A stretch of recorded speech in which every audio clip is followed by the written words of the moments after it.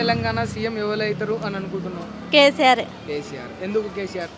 కేసీఆర్ అంటే ఫస్ట్లో కేసీఆర్ ఉన్నప్పుడు అన్నీ చేసిండు మంచిగా, ఇల్లులు కూడా ఇచ్చిండారు కేసీఆర్. ఓకే. ఈ రేవంత్ రెడ్డి వచ్చినాక ఒక్కటి చక్కగా చేస్తలేడు. వస్తలేవా ఇందిరా మిల్లులు? ఆ?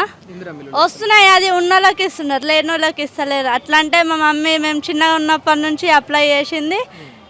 అంటే ఇప్పుడు కేసీఆర్ గెలిచుంటే వచ్చేది, కానీ ఇప్పుడు రేవంత్ రెడ్డి గెలిచినాక కూడా మా మమ్మీకి ఎన్నోసార్లు వచ్చింది అప్లై చేసినప్పుడు. ఒక్కసారి కూడా మా మమ్మీకి అసలు ఇట్లా వచ్చింది అని ఏం చెప్పలేదు. శాంక్షన్ అయిన చెప్పలేదు. పేరైతే ఆన్లైన్లో వచ్చింది. ఓకే. ఇల్లు మాత్రం ఇవ్వలేదు. ఆ, ఓకే. ఇప్పుడు ఉచితాలు అవసరమా జనాలకి అంటే ఏం చెప్తావు? అవసరం అని చెప్తాను. అవసరమే అంటావు. ఓకే.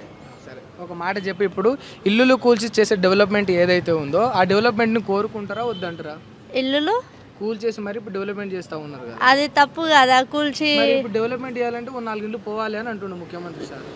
ఆ 4 ఇల్లులు పోవాలంటే ఎట్లా? వాళ్ళ ఇల్లులు కూల్చి డెవలప్మెంట్ అట్లా చేయొద్దు కదా, తప్పు కదా అట్లా.